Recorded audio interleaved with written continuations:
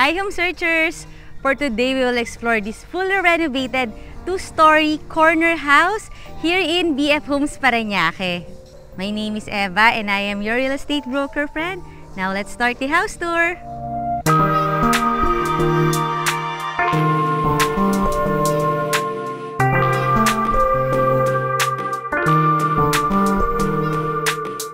This is the corner advantage kasi parang napakalaking tingnan ng iyong house.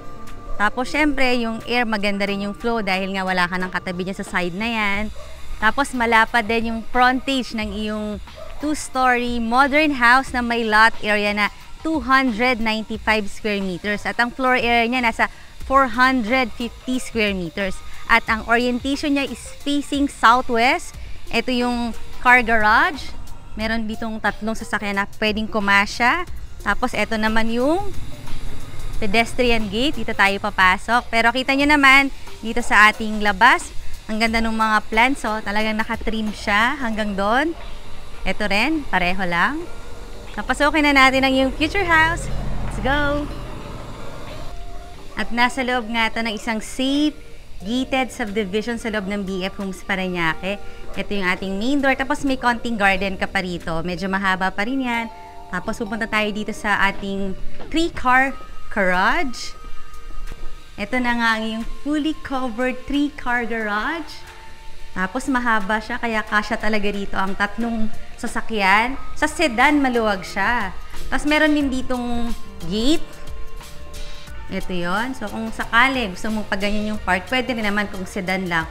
Or kaya naman magpa-park ka ng mga motor, ng mga bikes. Tapos dito sa part na to, meron ka pang mga cabinets. Actually, medyo katatapos lang i-renovate itong bahay, kaya may mga ilang gamit pang natira dito. Tapos maganda rin yung ceiling treatment ng ating garage. Tapos meron ka ditong gate. Ayan. Ayan. Hinihila lang siya. Medyo ito lang siya kayang hilahin. Tapos dito sa side na to, ito naman ang iyong covered lanay, as in fully covered kasi dito merong bedroom. Can be used as a master bedroom. Tapos yan, may mga plants din. Tapos, yun nga, meron ka na rito mga grills. Siyempre, very protected ka dito sa house na to kasi maraming mga gate. Pero yun nga, nasa loob ka naman ng isang gated subdivision na may 24-hour roving guards and security. So, no worries then for your family.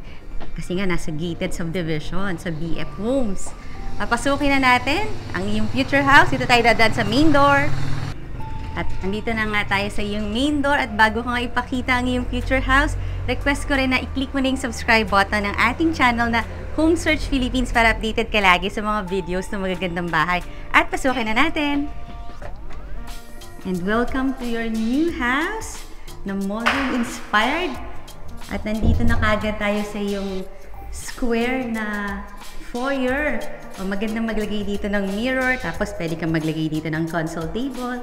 O itong side na to, pwede mo pang gawing shoe cabinet kasi nga spacious dito sa yung foyer na very close lang. Dito naman sa yung regular size na I think parang squarish din yung size ng iyong living room na nakita nyo naman ang ganda ng mga mirrors kasi almost floor to ceiling yung height. Kaya kita mo yung iyong garden doon. At dito rin, ito naman yung mga fixed windows naman. Nakita mo naman dito ang iyong garage. So, maganda rin yung kanyang maraming windows, di ba? Kasi para nagbibigay ng so much natural light ito sa living space na ang gandang ayusan, lalo na kung meron kang interior designer. Pero kung wala, pwede mo akong tawagan kasi meron din tayong mga partners na mga interior designer para gaganda lalo itong iyong space dito. Kasi very regular yung size itong yung living room. Kaya talagang well-defined. Tapos may konting step, about 2 steps. Ayan. Dito naman tayo sa, dito under the stairs kasi to, meron kang own powder room. So, let's see. Ayan, syempre meron ka ditong water closet na may bidet. Tapos meron ka ding sink. Tapos dito sa ground floor, syempre merong bedroom para sa ating mga senior. Just in case, pwede itong gamitin as a master bedroom. Kung ayaw mo sa second floor mag-bedroom.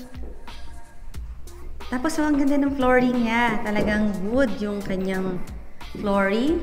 Ito, may view naman tayo dito yung garage pa rin. Tapos, may mga screens yung mga window. Kung natatandaan nyo, a while ago, tinuro ko nga yung lanay na fully covered. Ito yun. Let me try to open. Ayaw naman ma-open. Tapos yan, may AC na rin. So, master bedroom on the ground floor with very own walk-in closet. Pwedeng his and hers walk-in closet. Tapos nakahiwalay talaga yan dahil ito naman yung bathroom. Meron kang sliding door na tempered glass. May water heater. Siyempre malaki yung sink mo. Tapos meron na ring bidet yung katabi ng yung water closet. Very close yung ating ground floor bedroom. Dito sa medyo pahaba naman yung dining area. Ay, dito ka pwedeng maglagay ng kahit mga 10 or 12 seater na dining set. Pwede dito, pwede dito sa kabila. Pero dito maganda kasi yan, may malaki ka na namang windows dyan na may mga screens. Ito yung other side ng dining area mo. Siguro pwede mo siyang i-utilize na lang as a family area. Kasi yan, ito yung malapit dun sa kitchen. Ito naman, malapit dito sa lanay. So, di ba maganda rin dito maglagay ng couch, parang family area. Tapos, ayan yung mga provision for cable. So, this can be used as your family area kasi ang lapit dito sa covered lanay. So, kahit umuulan, kahit nakabukas nung yung sliding door na may, ayan, meron ng mga screen. Maganda pa rin, no? Tapos talagang highly secured ka dito kasi may mataas kang fence dito na concrete. Tapos meron pang grills dun sa mas mataas doon. Tapos may gate pa dito. Dahil dito naman yung papunta sa utility kitchen na pupuntahan natin. At dito nga sa yung dining area, meron kang life-size na mirror. Talaga namang ang laki-laki. Diba? Kitang-kita ang outfit, lalo na itong mga ruffles ko. Tapos ang lapit nitong yung dining area dito sa kitchen na marble yung design. Ito pwede mo na itong gamitin as your parang bar. Kasya dito kahit dalawa. Or pag maliliit, 3 stool. So, doubled na rin as breakfast nook. Tapos dito sa side na to yung sink na malapad. Tapos meron ka rin ditong sliding windows na may screen na para nga maliwanag dito sa yung sink area. Tapos ito naman yung door papunta dun sa harapan. May screen na rin yan. So, kung galing ka sa labas, pwede mong gamitin tong door na to. Kung may mga bit-bit kang mga groceries, ang dami mong mga countertop. Ayan, marami din mga outlet. Let's see. Ayan, mga soft close, yung iyong kitchen cabinet. Ito parang pantry lang to eh. Tapos may another door. This leads naman to your helper's room.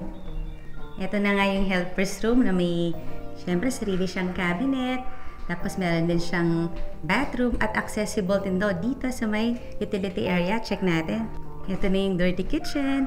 Tapos meron ditong stair kasi papunta yan doon sa balcony ng isa pang bedroom. Tapos meron din ditong overhead tank. At ito nga yung gate na papunta naman doon sa balcony. Siyempre, you have your sink here. So, dito magpe-prepare ang iyong helper. Or pwede rin ditong laundry area. Balik na tayo.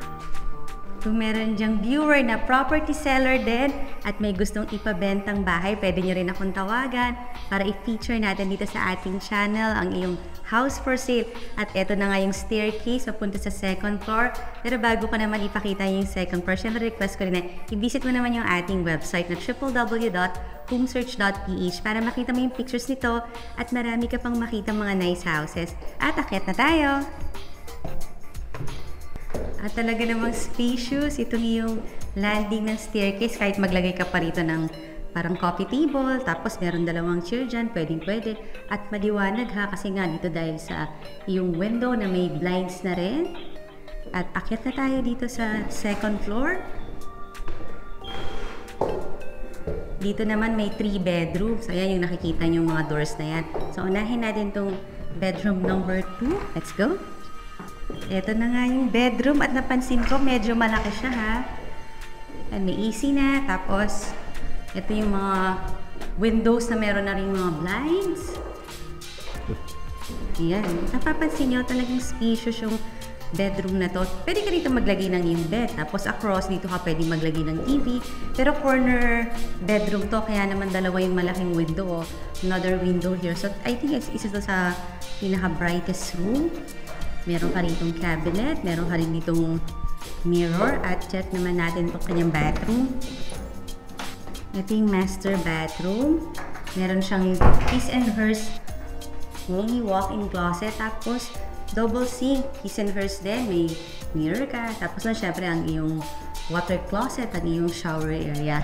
Let's see other bedrooms. Ito na yung third bedroom. Natitingnan na natin. Kaya naman naging 450 square meters yung kanyang floor area kasi napansin nyo ang lahat ng bedrooms talagang all spacious. Yung mga cabinets mo.